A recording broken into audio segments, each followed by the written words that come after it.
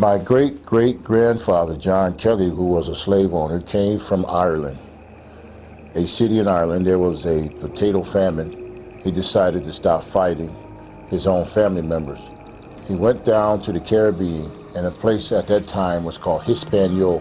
Hispaniola was one country, but today half of it is Dominican Republic, the other half is Haiti. He settled there in Hispaniola, the Haitian side, and he got a plantation, and he bought some slaves. Slavery was real big at that time. And one of those slaves was named Pinky. Pinky was my great-great-great-grandmother, which, believe it or not, was, I guess, from his siring, or, you know, came from him. His family became sick. His crops started to fail because there was a curse placed on him by some of the Haitian slaves. Then he decided to go into Texas. He moved into Texas, took some of the slaves with him, and when he got to Dallas, Texas, he had about 4 or 5 slaves left: Cupid, Senior, Pinky, and a few other slaves. And from there is where my father was born in 1917. My father married my mother in 1946 or so and moved to the New York area, and that's where I was born. My father didn't want any more children. At that time, there was about 6 or 7 other brothers and sisters were born before me. He told my mother he didn't want any more. So my mother said, well, I'm pregnant now, I'm not going to get rid of my child. He said, yes, you are. He said, I already got it set up to take you to a back alley abortion clinic not far from a famous university there on the East Coast. And when my mother resisted having this abortion, he commenced to beating her and kicking her in the stomach and hitting her, trying to force the baby to come out or be stillborn. And so when that didn't work, he dragged her through the house and threw her in the car and took her down to where the abortionist was, and they were already waiting for her. They put her on the table, put her feet up in the stirrups, went inside of her with all kinds of weapons of destruction. And then they also was using types of pills and different things like that, making my mother swallow them to try to destroy me from inside her stomach and to her womb area. And they worked on her for 2 or 3 hours, my mother said. And my mother, she actually felt like there was some hands inside of her blocking me from being destroyed. And when my father and the abortionist saw that they could not reach me, and they could not pull out any parts of my body, was trying to pull me out piece by piece, and they seen that they couldn't find me, they decided, they said, well, there's no way that she can either not be pregnant, or if she is, we're just going to leave the baby because it's too much trouble. We'll kill her in the process. And my father didn't want to kill her. He was just trying to get rid of another baby. And God saw to it that he spared my life. And from that, I'm here today. I was 4 years old when I started using drugs. My brothers were shooting heroin. When I asked them, I said, well, let me have some of that. And they said, oh, no, you can't have that. You're nothing but a child. You ain't old enough yet. And I heard a voice. It says, you don't have to listen to them. Don't worry about it. I'll show you how to get high. He said, go in the kitchen and pull the chair up to the stove and turn it on and take what I tell you in there. And I'll show you how to huff. You know, and that's the first time I ever got into huffing, was at 4 years old. And he showed me what things to use. And like a professional, I was doing that, getting high every day at 4 years old. And it just went from there until 4 years old, and I got into other stuff and start smoking weed and different things like that by the time I was 6 years old. And I got to be 10 years old. My brother said, okay, now you're old enough. You can have some of this cocaine. And they showed me how to deal with the powdered cocaine and how to use it. And it just went on from there.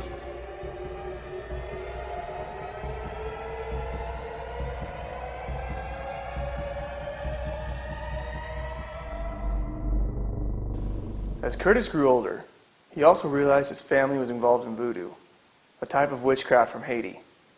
He also met a voodoo priestess who casted spells for love, money, and power, but for a price. The Haitian voodoo priestess, actually, she was a priestess from Haiti who lived in Brooklyn. See, everybody has a territory in witchcraft. It's just like drug dealers got a territory. Well, witches and voodoo people, they don't overlap a lot of times. They have they say there's enough customers for everybody to go around. So she worked under my dad. She would act like she was a church evangelist. She would call meetings at our house, and she would have women that come who have lost their husband, not so much lost him because of death, lost him because he left her.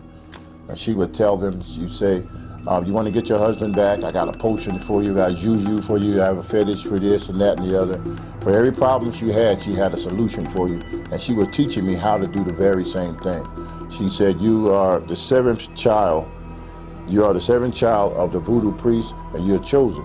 And she told me, she said, you weren't supposed to be aborted or sacrificed. You were supposed to be taught. And I didn't understand any of those things, what she was talking about, but I found out later what she meant. She meant that my father was trying to abort me, but actually he was supposed to save me for me to go down to be trained. And that's what she said. I'm here to train you, so you can go down to Port-au-Prince and do work under Papa Doc Duvalier and in the palace there in Haiti.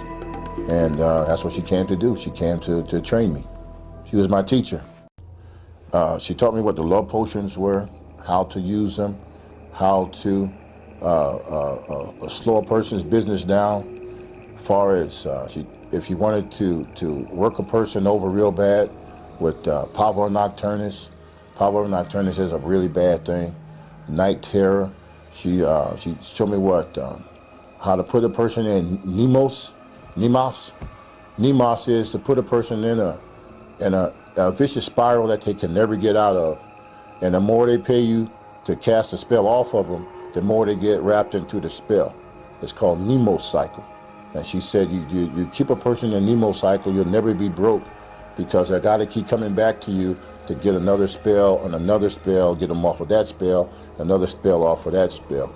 And she was really, really a wicked person, and she was into control, manipulation, and keeping the person bound and attached to her. And that's what she was teaching me. She taught me, so many things, but those were one of the main two things that she was teaching me. And she took advantage of them not having a whole lot of money and trying to get over real fast.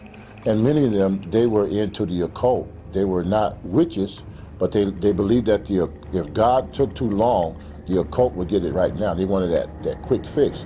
And she was there to receive them. She's like a catcher's mitt, there to catch you, And at $20 back then was a lot of money, $20 not like it is now. That's just a tip now. But $20 back then was a lot of money, and she would charge like $20 to say you had like I said, a condition, physical condition. What they would do with your physical condition, they didn't have the power to heal you. If you had a cramp right here, they would remove the cramp from here and they would put it down here in your knee. They would shift it. Shift it. There's witchcraft called shifting, where you can't heal, you don't have that power, but you shift. And she teaches me how to shift things from here to there. I move it over here. And what you do, you get a whole lot of people together in one room, all miserable, all suffering. You charge them $20, and you don't give them all of it. You give them a piece of the information to keep them coming back. And as a child, I stood there and I watched, and I said, this lady sure can control people. She has a very crafty way of controlling people. And many of the people that she was controlling, they went to church on a regular basis. She would say, isn't God good? Oh, don't we praise God today? And I would stand off in the corner watching it. Oh, isn't God good? But see, I can run up and down the stairs and see and bring her supply of witchcraft stuff. Bring me this, bring me that, and bring me my pouch of this, or bring me bring me my oil, bring me this. And I would bring this to her, and the people would give her the money, and she would give them this pouch, and they would go home, and I'd watch husband after husband, boyfriend after boyfriend come back, because it's juju she was using. Remember back in those days where you pulled the string and the doll would talk? Well, she didn't have to pull the string for her doll to talk. The doll would just talk to her, and she would talk back to the doll.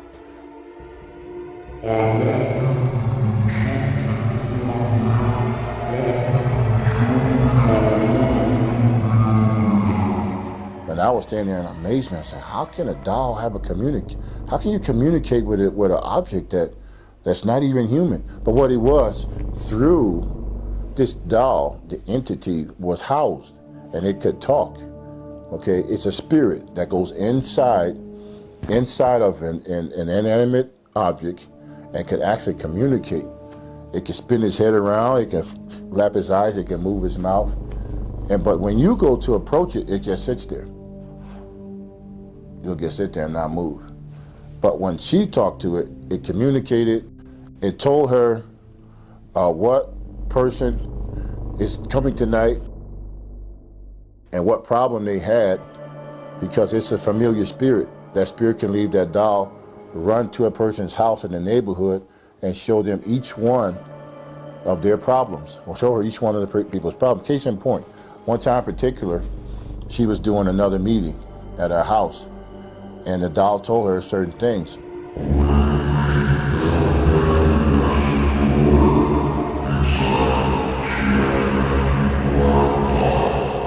And so at the meeting, I was there with her, and she says, praise the Lord, I'm glad you're all here today. She said, you right there, lady, right there. She said, you have a dresser drawer in your house, and inside of that dresser drawer, you have this, that, and she itemized everything that was in her dresser drawer and never been to her house. Now, most people go to church and say, oh, that's the spirit of prophecy, hallelujah. She started hallelujah and going on, and I was there like a child like this, saying, lady, if you only knew, this is witchcraft, this is sorcery, that's a voodoo priestess there. And you know what? It wasn't free. The offering would grow then.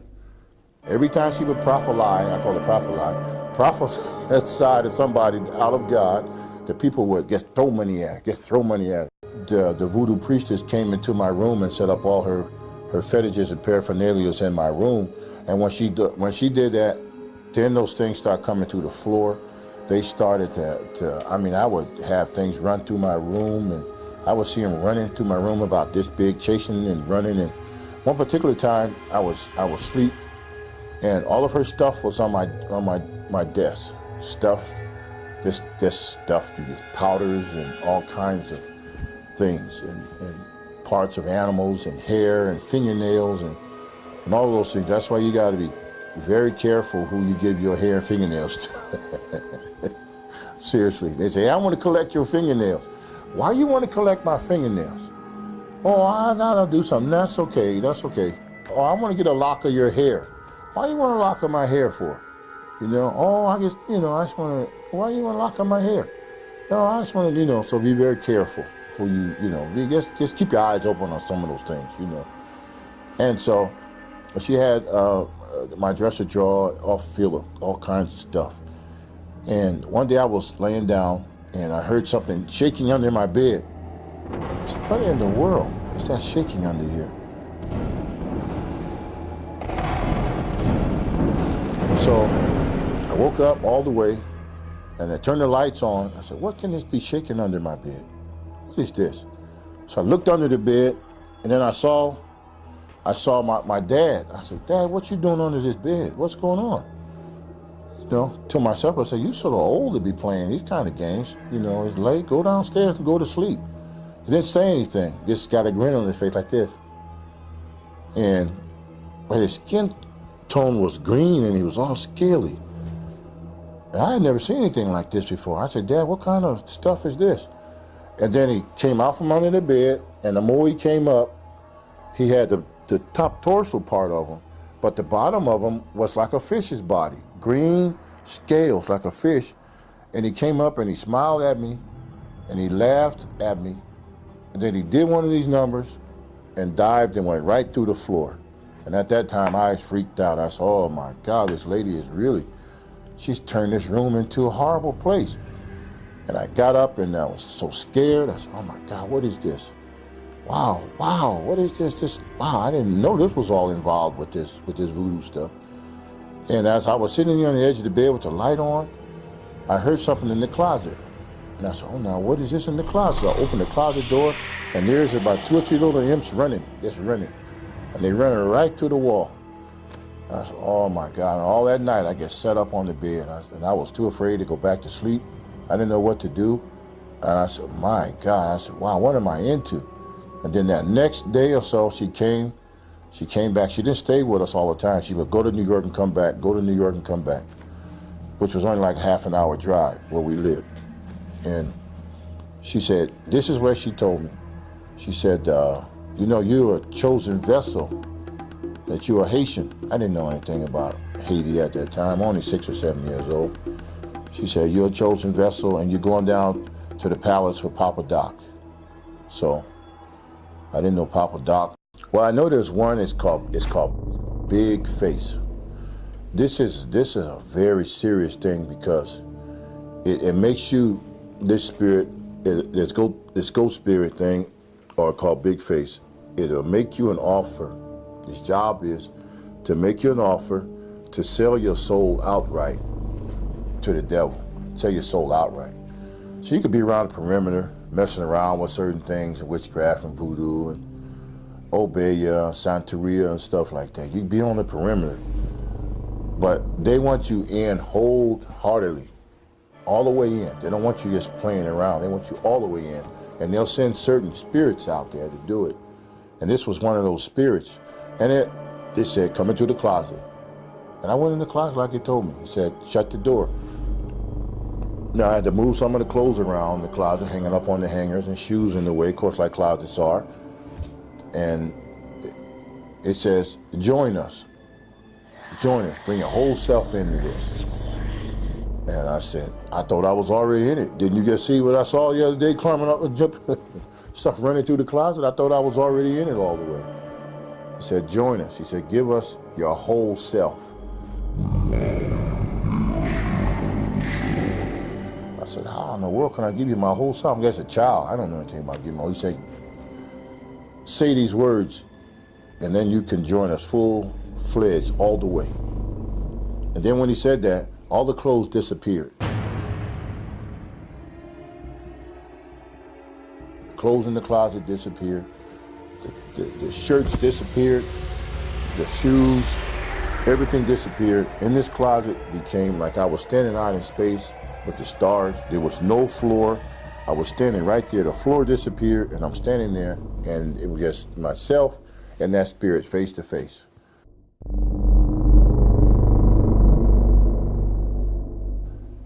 He said, if you give yourself totally, he will give you power. You'll have money. You'll have all the girls in the neighborhood plus. You'll have so much power that the politicians will respect you. The government will respect you. And you'll be able to go through walls. You'll be able to go into the bank and grab all the money you want and come right back to the wall. All you have to do is say yes. Give yourself to us totally. That God, that thing you heard of God, he's no good. He can't help you anyway. If he could have, he would have stopped us a long time ago. So that's showing you, you give yourself to us and we'll take care of you. And I stood there face to face with that thing, and it seemed like I heard another voice, a teeny tiny little voice, about the size of an ant almost. It said, don't do it. Don't do it. Don't do it. Don't say yes. Don't do it. And I didn't know who that voice was. I had never heard it before. But it said, don't do it. Don't do it. Don't do it. And that big face thing, that big spirit with that big ugly face, they was trying to show me, it showed me a vision of money and power and all of these different things. But that little voice said, don't do it. Don't do it. And I said, no, I started doing like this. No, thank you. I'm gonna stay right like I am. I'm not coming here long into this, like you talking about. And they said, and he started screaming, why? Come do it. We'll give you everything you want. And I said, no. When I said no, the floor came back, the clothes in the closet came back. I opened that closet door, and I said, my God, what is going on here? And I never listened to that thing again. Because what it does, if you say yes, you sign that 10-year contract, or you sign a 20-year contract and agreement with them, it'd be like most people that you see that's getting involved with it. The 10th year, they come get you. The 20th year, they come get you. They kill you right on that 20th year, and it happens. I can name some people that I know of that did what that thing invited me to do. They got the richest fast, they got famous on television, they became famous rock stars, they became famous actors and actresses, and after that 10-year contract, or that 20 years, they died right in that same month, day, and week, and second that they signed off. I was in some very, very evil stuff, but I was too deep into it at that point to get out. Okay, the waster spirit. The waster spirit is exactly what it is. It's a spirit that's job is to make you waste away a little bit at a time every day. Its job is to cause a lot of fear, to fear of being in a house by yourself, fear of turning the lights off, fear of flying on the airplane, fear that different things are going to happen to you, fear that you're going to go broke. It torments you constantly. Like one famous actress said, the reason why she works so hard because she's afraid of going broke, and she's tormented with that idea. So if you're tormented in public, you're tormented in private. It won't just attack you outside. It starts in your house. They love to hang out in closets and under beds, and their main target a lot of times is children. They love to torment children.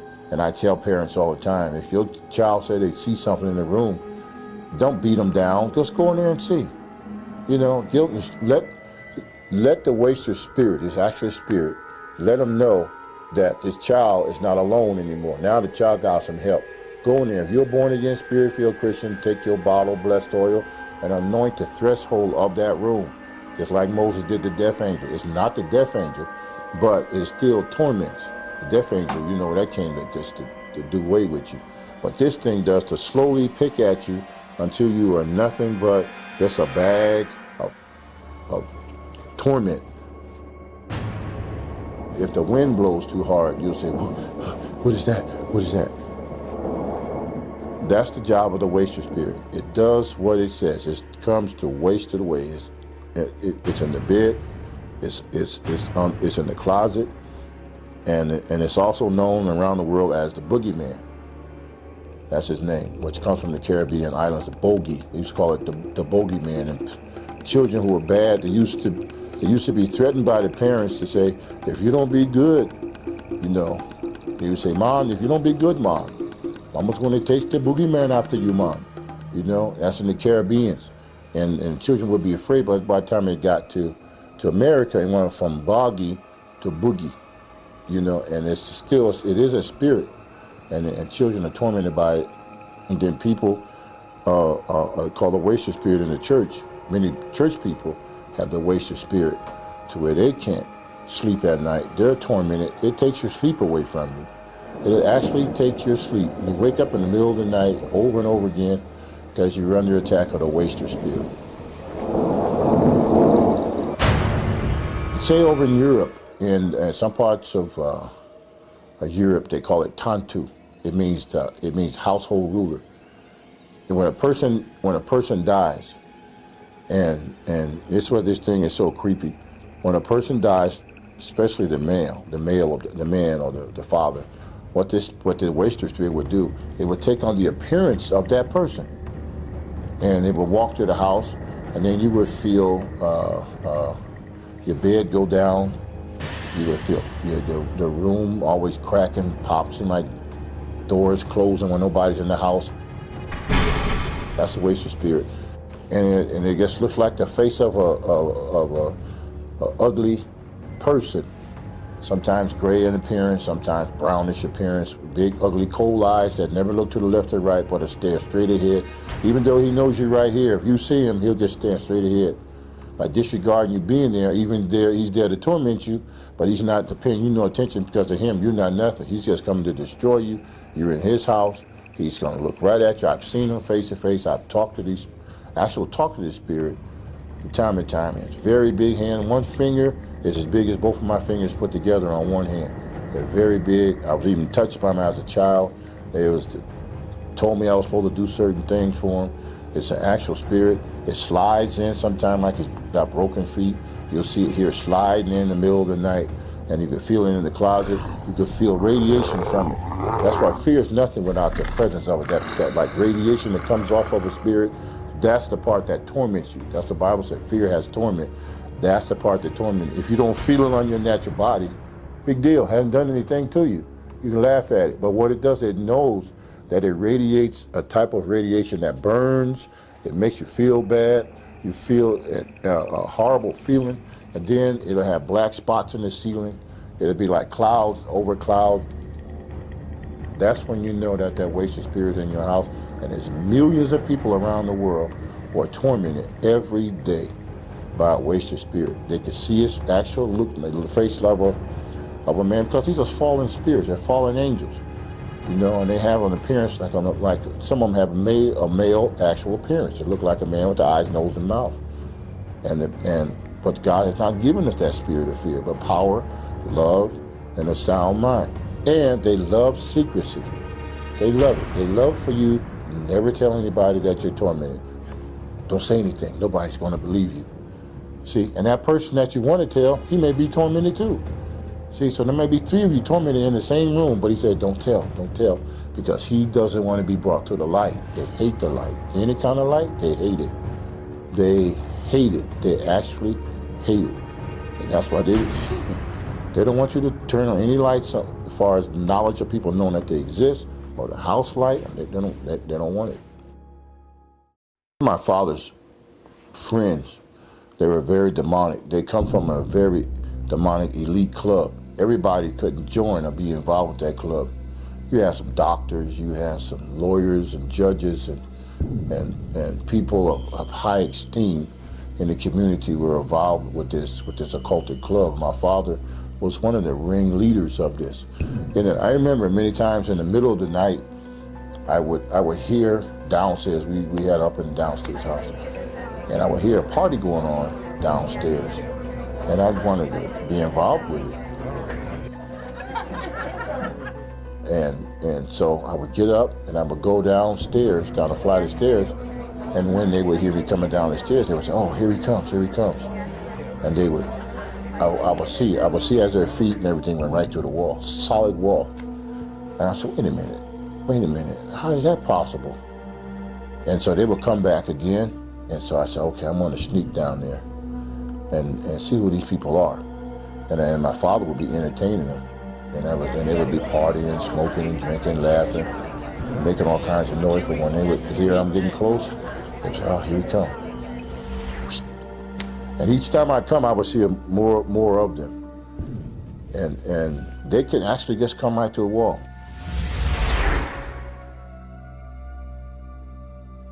They can astral project, come right to a wall. It was no problem to them. Now, be it in their physical body or spiritual form, I'm not quite sure, but I know they can do it. And there's many people out there that can still do that to the demonic realm. That's what those people were. They have sold themselves out 100% to where they can astral project and they can go from one place to another. That's why when you want to go overseas, make sure you know the principalities, powers, and everything in those regions before you go there, because in some parts of the world, there's those priests, those shamans, and those voodoo priests, and the witches, and Santeria, and all the people that practice Obeya and all that stuff. Those people are the higher level of witchcraft. They literally can get on their cedar broom and fly, or levitate. They can do all of those things without an airplane, without a helicopter or anything. They just when they want to go somewhere, they just go. They just go, and whether in the body or not, I'm not quite sure how they do it, but that's the group my father was running with. I never actually seen my father do it, but I know when he was there, he disappeared too. My grandmother, I love my grandmother, and one particular day I was walking through the projects and I heard an argument going on. I said, oh, who's this arguing? You know me, I was always in for a good fight. I said, who's fighting? You know, not too much to see girls or ladies fight, but they did fight in our neighborhood too.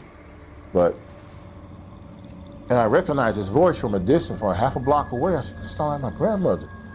And she was giving somebody what for too. She was giving it to him, oh boy. And so I got in closer, to see what was going on, because it was always taught to stay out of grown people's business. You know, don't get into the business of adults. So we were taught that. So they said, if you see adults arguing, you stand back and you don't say anything. You know, so I did. I just stood back in the back a little bit as they were going forth. And there was a man there. He was saying something to my grandmother. I had never seen this man before. I didn't know who he was, because I thought I knew everybody. There's 5,000 families in the projects, and I knew everybody between New York and Connecticut.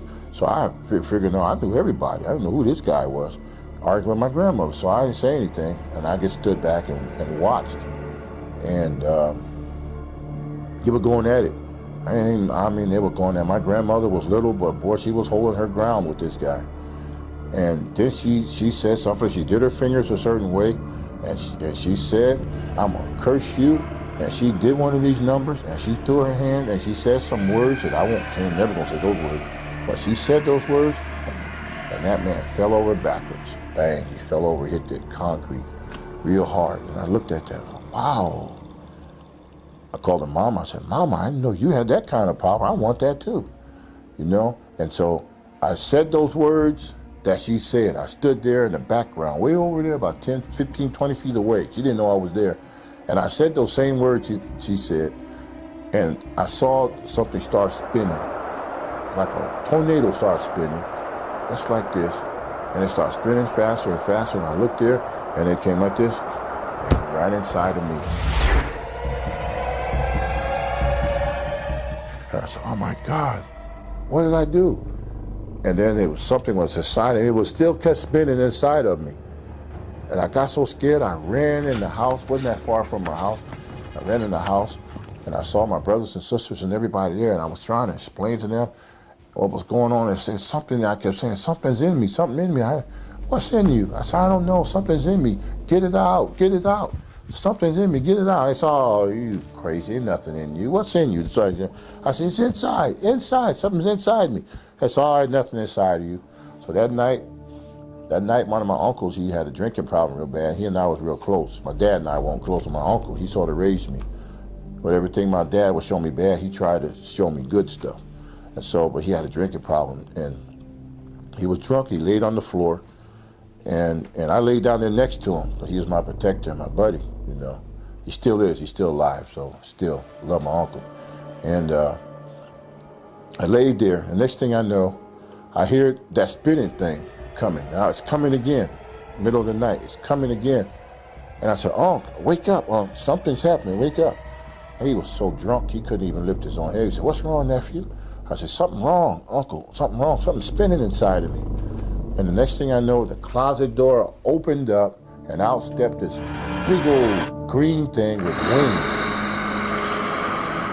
And he stepped on my arm. I tried to get under my uncle, and I was trying to hide, but this big old green creature stepped on my arm and stopped me from moving. And I started to scream, and I was yelling, and nobody was helping me. My uncle was drunk.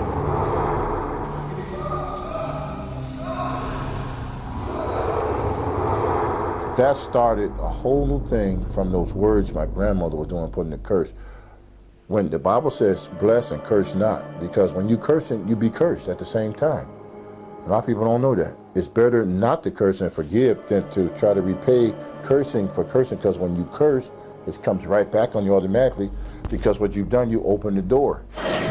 The Davis brothers went to a revival meeting, and we were friends, and I didn't like the idea that they went to church, because after all I'd been through, the church was an enemy.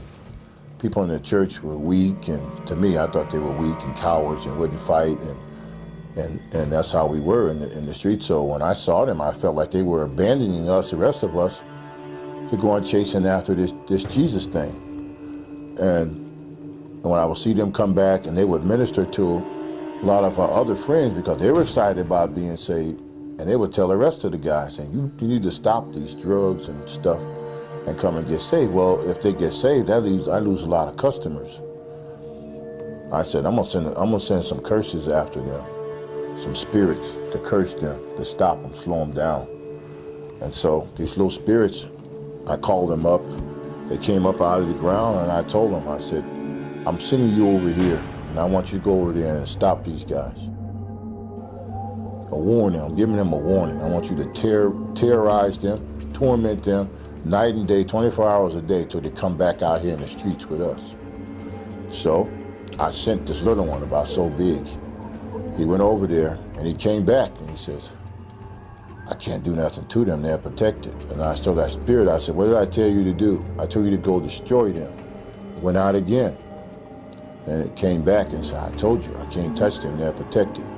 So I said, get out of here. I sent him and you back down to the floor where you come from. So another one, I sent a bigger one this time, a little bigger than about that size. And I said, now you go and do what that other one, he didn't do. I said, you go and destroy them.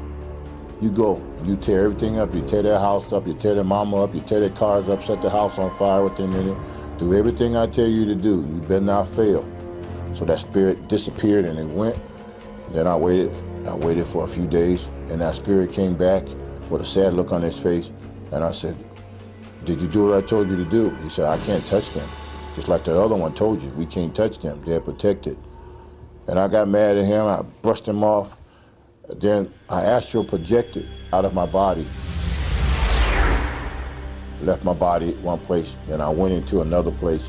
And when I got there, I found exactly what it was, like a snap of a finger. And when I got there, there was two 8-foot-tall angels with a flaming sword. They looked like they had been working out in the gym. They was tough. And I stood around the back of a telephone pole and I peeked out at them. I said, man, I see why them little imps couldn't do nothing. Wow. Then I went back into myself. And man, these guys, wow. They got some serious power, man. My God, they got some power behind them. Let me show you what form. If a person gets into, say, seances, a Ouija board, stuff like that, or pentagrams on the floor, and candles, and all those kind of things, or blood sacrifice, sacrificing a cat or animal, you have opened yourself up for possession, or a poltergeist and all of his cousins are going to come in there, and they are going to give that house a fit. It will be horrible, okay? Then there's other ways. Television can be another way. As a portal, they can come in. If a person watches pornography all the time, watches pornography, that spirit, okay, that porn spirit, like in the Greek and the French, will come in. It will literally march through that porthole, and it will set up, and it will sit, and it will wait, and it will sit, and it will wait, and it brings sickness. It will bring all kinds of diseases. It will bring all kinds of stuff in there just because that television was the vehicle to be used to come in. And that's just one way. Then there's all kinds of anger. Anger. If a person, let's say if a man is in the house, always angry, no matter what the wife does, that man gonna be angry, angry, angry. It's like she pulled her hair out the roots, and he's still angry. She can do cartwheels. She can cook a feast. She can do every second he's angry. What's happening? There's 5 different types of anger, and all of those types will start to come in to his house, and in this house would be a house of rage, and that is an actual spirit. It's an actual spirit called Nektiel. Nektiel comes in, and it's a power. It comes in, and its power, it takes complete power over that house, and the children will start to act bad in school. There's no love there. People will come and they can feel that. Say, you know what, man, it's getting late. I'm going home. Wow, this is a bad house to be in. I feel the creeps when I come in here. It's because that person has allowed those things to come in. After experiencing the occult firsthand, Kelley feels he will never go back to his former practices. So you got to draw a line in the sand. Say, you can't follow me no more.